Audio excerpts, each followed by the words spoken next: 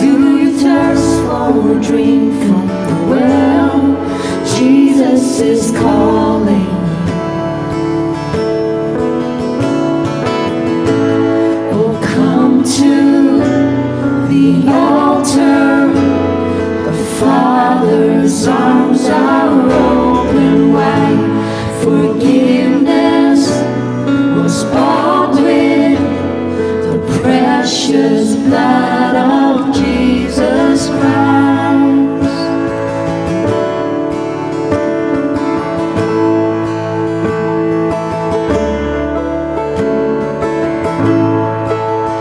Leave behind your regrets and mistakes. Come today, there's no reason to wait. Jesus is calling.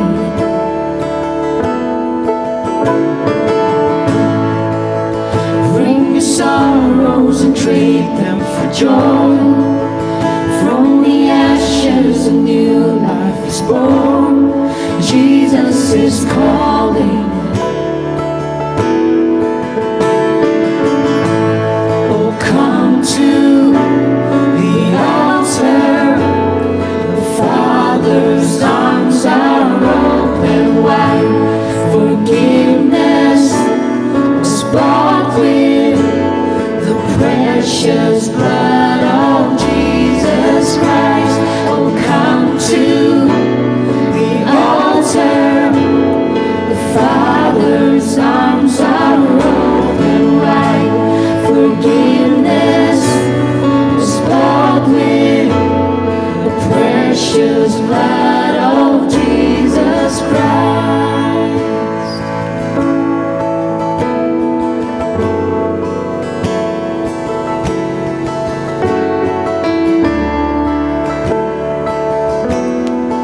Oh, what a Savior!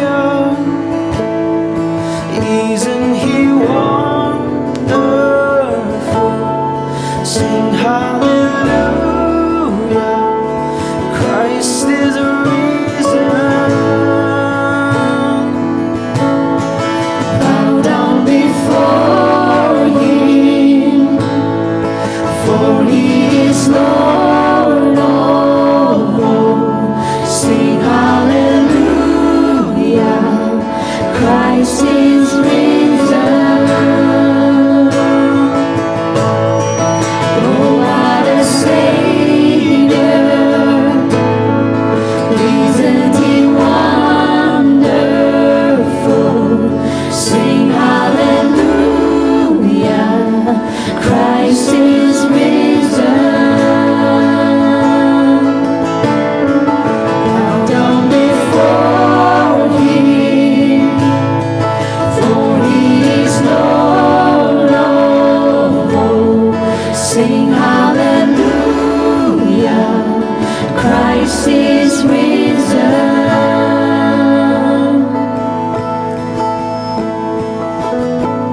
Oh, come to the altar.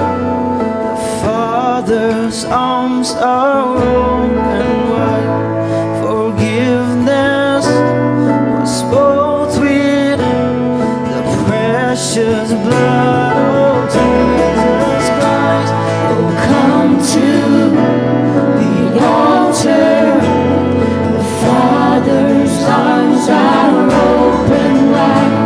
Forgiveness was bought with the precious blood of Jesus Christ.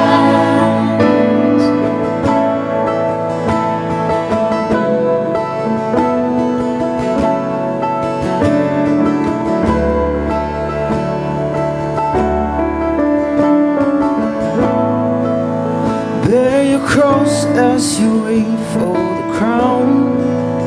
Tell the world of the treasure you found.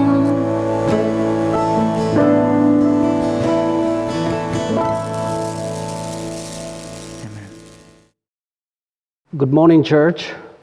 We welcome you to the Sunday morning worship service. And today, before we go further, let us look to God in prayer. Shall we pray? Our gracious God, we want to thank you once again for this Sunday, this moment, Father. I want to pray for the church members who couldn't come here, who are staying back at home. Lord, we pray that you will protect them, you will guide them, and you will protect them from the evil ones, Lord. And let your Spirit continue to speak to them, O Lord, especially, Lord, when message is spoken from this pulpit. Lord, I pray that your Spirit will touch them and give life to them through your words, O God. This moment, Lord, we joined with Nagaland Baptist Church Council in praying for Nagaland with respect to pandemic COVID-19. Lord, we remember our leaders, the political leaders, the bureaucrats, and the government missionary in time as this. Lord, we ask for your wisdom and knowledge be given, Lord.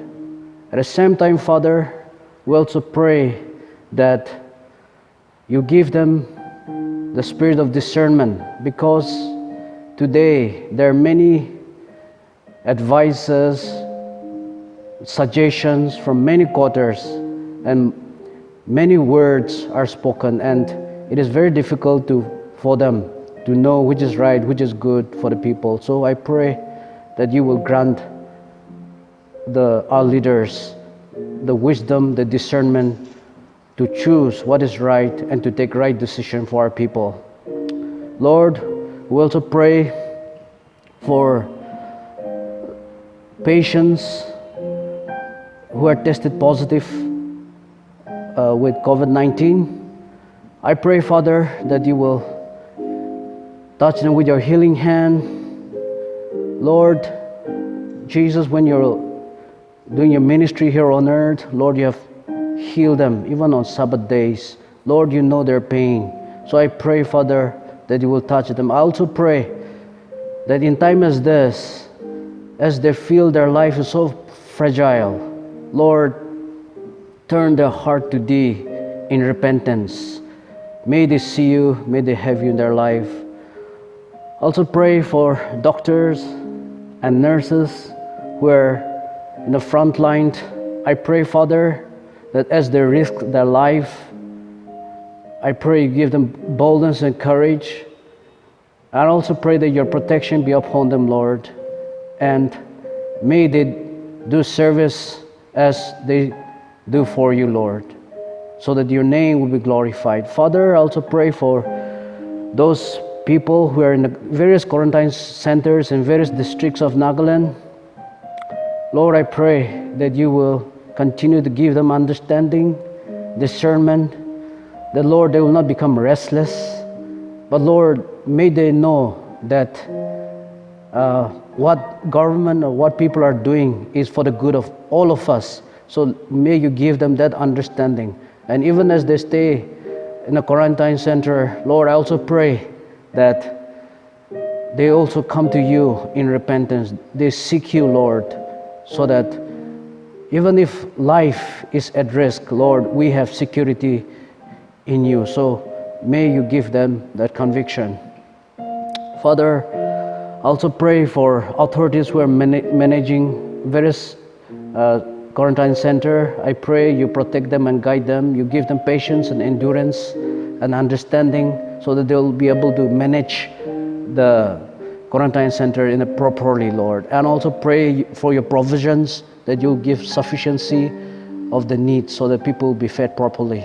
And Lord, I also want to pray for the public.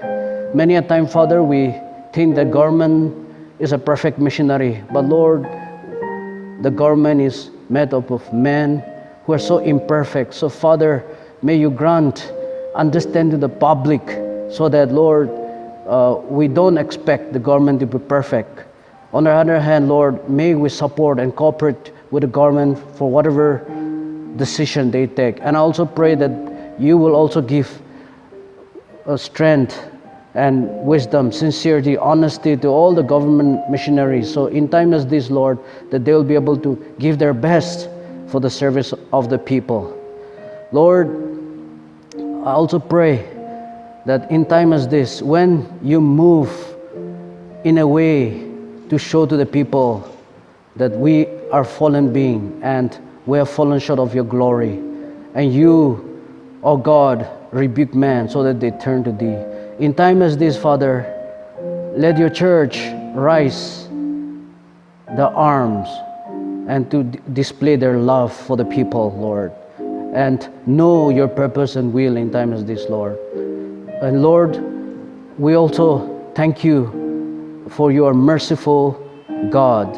And so, Father, people who are in a very desperate situation because of the disease, I pray, may they all find hope in our Lord and Savior Jesus Christ, because even if this life ends, the new life in Christ, the new creation begins. So may all have hope in you. We pray this prayer in Jesus' most precious name. Amen. Now I give time to Pastor Yabang for the message.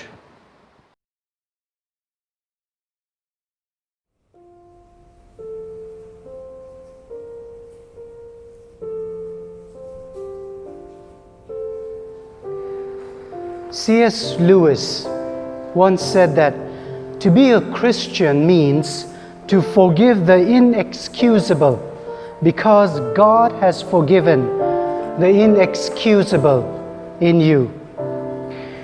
This morning I've entitled the sermon as The Repentant Thief, drawn from the Gospel of Luke chapter 23, verses 39 to 43.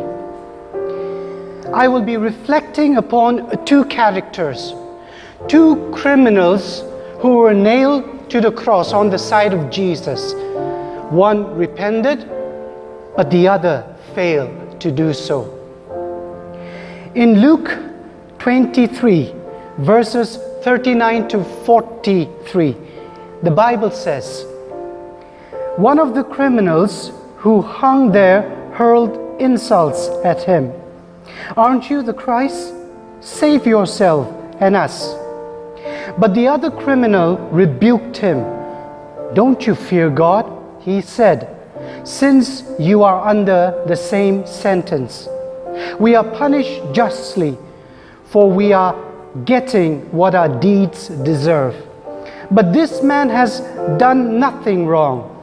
Then he said, Jesus, remember me when you come into your kingdom. Jesus answered him, I tell you the truth, today you will be with me in paradise. Let me pray. Gracious, loving Heavenly Father, as I stand here to deliver your word, I need you, Lord, as I always do. Humble me, and I pray that you would use me to be a blessing. In Jesus' name I pray. Amen. Now, it wasn't by accident that these two criminals were nailed on the side of Jesus. Now, when you look at Isaiah chapter 53:12, it says that he will be numbered with the transgressors. He will be numbered with the transgressors. So here we see that everything was orchestrated by God. It was a divine plan of God. These two men may have been guilty of armed robbery and even to the point of killing somebody. The Greek word means one who uses violence to rob openly. Luke is the only gospel which gives a more detailed information about the conversation that took place between Jesus and this criminal.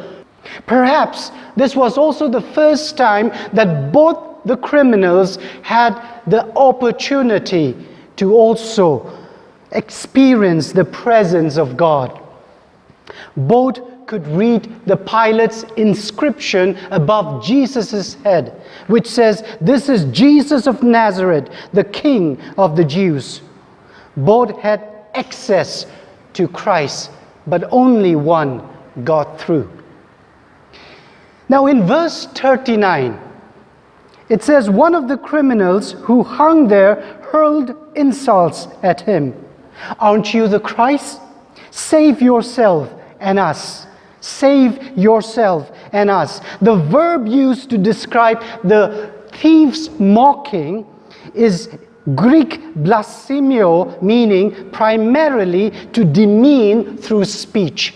So here is a man, a criminal, who is now insulting and mocking Jesus. He was making fun of him. And this is something that we have been experiencing and witnessing and seeing in the past few days. A lot of people making fun of one another, mocking one another in and through social media. The thief here says, "Aren't you the Christ? Save yourself and us." Now, what we need to know is that here this criminal was least bothered about his soul being saved. But he was more concerned about his skin being saved from the cross. He was thinking more about his own convenience and not about the solution. Because the solution was right next to him, the one who can actually save his soul. But here he was, nailed to the cross, mocking and insulting Jesus, and only thinking about his own convenience and not thinking about the solution. You know, many times when we are confronted with problems and obstacles that comes along the way, we also think about how to get out of the inconvenience zone and hold on to something that is more convenient for us. This thief, on one hand, could have had that opportunity to put back his convenience and focus on Christ. But he was only thinking about, how can I come out of this cross? And if this man can help me to do so. Saving his own skin was a priority for him and not his soul. And sometimes we also come to a point where we say to ourselves, how can I save myself from this problem, rather than looking out for a solution? And this has become a reality. And this is also one of the causes of failure in leadership and even in the system that we live in. Had the thief put his convenience behind him and put Christ, things could have been different. Because this man was nailed next to Jesus. He heard about what Jesus said to the other criminal when he was forgiven. He heard about what the Roman soldier testified about Jesus. This must be the Son of God. He saw the clouds becoming dark when Jesus died. So he had the opportunity to experience and to witness what was really going on. But it was his pride that kept him from submitting to the one who could have actually saved his life. Pastor John Piper said, "The thief had no spirit of brokenness, or guilt, or penitence, or humility. He did not see him as a king to be followed. It never entered his mind that he should say he was sorry and should change." Church, in this pandemic, besides the precautionary measures that we need to take and social distancing, which is a must for all of us, we have also seen the good and the evil side of humanity. We have seen how people would open up their boundaries and go beyond that to help people. But on the other side, we have also seen how people would close the boundary and not even extend a helping hand to people who are in need. We have seen the good side of tolerance in humanity. But on the other side, there is this rise of ism that is taking shape. We have seen how indisciplined we have become. We have also seen how fingers are pointed at one another. But none are willing to come and sit at a table of repentance and forgiveness. On that day, all fingers were pointed towards Jesus.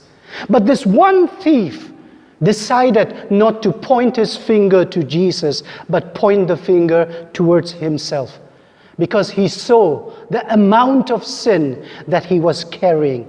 And it was that one man who pointed his fingers towards himself. That person was the one who was saved on that day. In verse 40, the other criminal now rebukes his partner in crime. He says, "Don't you fear God?"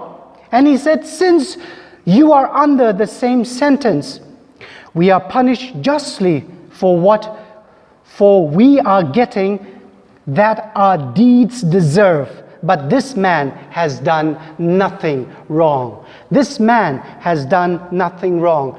Now in Matthew chapter 27:44 and Mark 15:32, both criminals were mocking Christ along with the crowd. So here, both the criminals were joining the crowd in mocking Jesus, in saying all kinds of things and making fun of him. But then in Luke, something happens to the other criminal. A dramatic transformation takes place. It was like that kind of incident where Paul was on his way to Damascus, and all of a sudden Christ appears in front of him, and there was that supernatural experience that he went through, a transformation. From that of a persecutor, he became a defender of faith. It was that kind of experience for this criminal. He was mocking at Jesus along with the crowd, but all of a sudden there was a change of heart, a change of his attitude towards Christ. Now, there are two possibilities that scholars have put forward. The first, which is unlikely, is that this thief who was nailed next to Christ, he had a change of heart, probably because when he was nailed for the last 6 hours, he must have heard the crowd making fun of Jesus. He must have heard how the crowd have taken the words, the prophetic words of Jesus, to only mock at him. And while listening to them, those words may have impacted his life. And the second possibility that some of the biblical scholars put forward is that this man, before he was crucified, he must have heard about Jesus. He must have heard about how Christ came to save the world. And this may have made a deep impact when he was there next to the one that he had heard of. This thief did not have to wait upon to see a perfect face of Jesus Christ in order to believe. Because at that time, Christ was at his worst situation. Some historians say that the soldiers beat him up so bad that his face must have been disfigured. There was blood dripping all around him. He must have had a swollen face.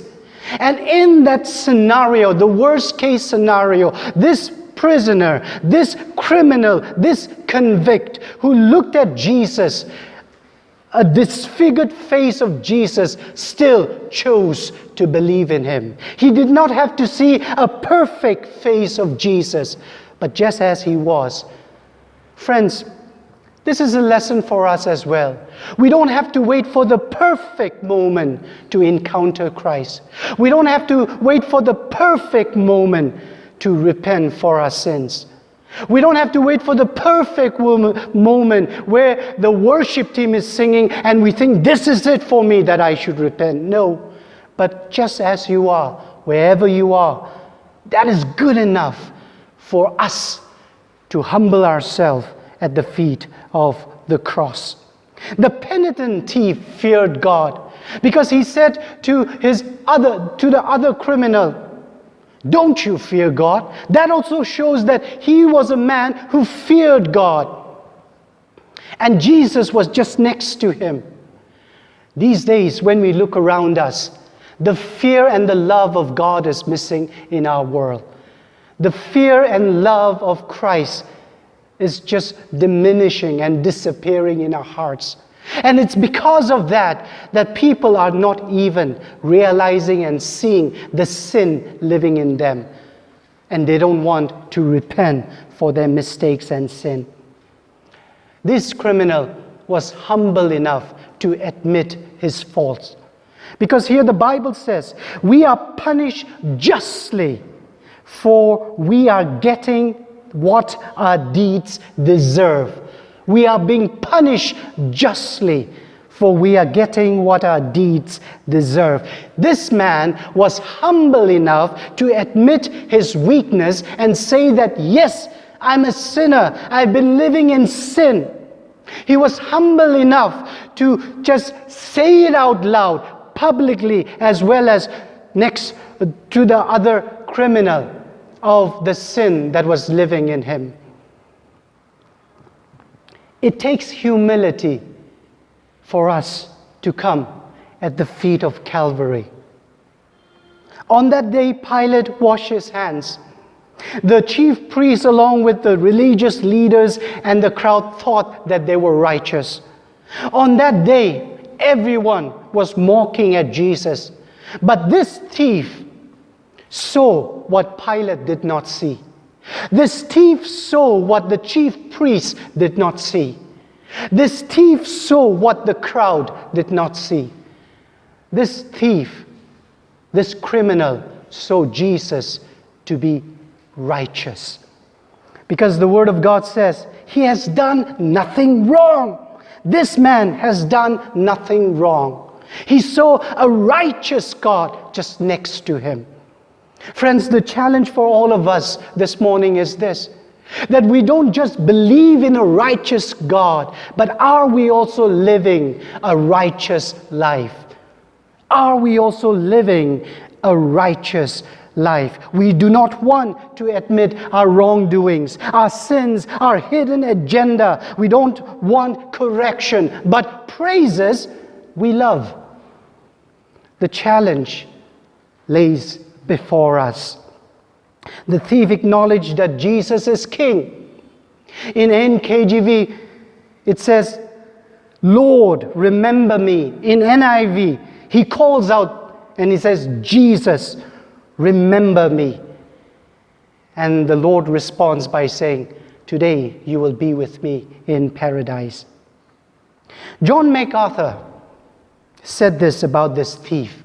He said that the thief understood he had no hope but divine grace, and that the dispensing of grace lay in Jesus' power. Christ graciously affirmed the man's salvation. Christ graciously affirmed the man's salvation. My challenge to us today is this. On that day, two criminals were nailed, and Jesus in between. Both died, but one was saved before he died, because he was humble enough to admit his sins and his mistakes at the cross on that day at Calvary. I believe that Nagaland can become a Christ-centered Nagaland when we all humble ourselves, admit our weakness, confess for our sins, and learn to forgive one another. All this pointing of fingers, all this criticism, this critic, washing our hands, this will continue. But the moment we realize how sinful we are, and we humble at the feet of the cross, and we come in total repentance, and being forgiven, we learn to forgive our neighbors. I see a better Nagaland when that happens. I see leaders who will shine for Jesus. I see churches will grow. I see that through this forgiveness, our broken hearts can also be mended. Isaiah 55:6 says this, "Seek the Lord while he may be found. Call upon him while he is near." He is near you. Have you called upon him? Church, is a good time for us to reflect and also to look deep down in our hearts. I want to pray for you this morning. Wherever you are and whoever is watching, I want you to really think deeply in your heart. And if there's something that is hindering you, stopping you from having that relationship with God, I want you to picture the cross. On that day, there were also two criminals. One denied the truth, but the other received the truth. Where are you today? Because the truth is near you. All you have to do, if you have that something in you, that struggle that you are wrestling with every day, I would like to urge you, leave it at the feet of Jesus. Wherever you are, if you are struggling with sin, and if you want to release it, just raise your hand, be it in your own rooms, as I pray for you. Loving Heavenly Father, I want to thank you for this day and for the gift of life. When the thief was struggling, there was a dramatic change in his heart, Lord. I believe it's you who spoke to him. I believe, Lord God, he saw you as a savior of the world, the one who can forgive our sins. And that brought a change in his life. I want to pray for all those who are watching and all those who have lifted their hands saying, Lord, I want to repent for my sin and seek for forgiveness. Lord, may you minister to them right now. May you touch their lives. May you bring that transformation in them, that they will see the beauty of the cross and why you died to take away the sins of the world. Humble us, humble me, humble each and every one of us, and teach us and help us to understand more about you through the cross. In Jesus' name we pray. Amen. Friends, just want to thank you so much for being a part of this Sunday's devotion. And I pray that forgiveness, which is one of the hardest things for many of us to do or to practice, can actually become a reality in your life when you look at the cross. God bless you all and see you next Sunday. Amen.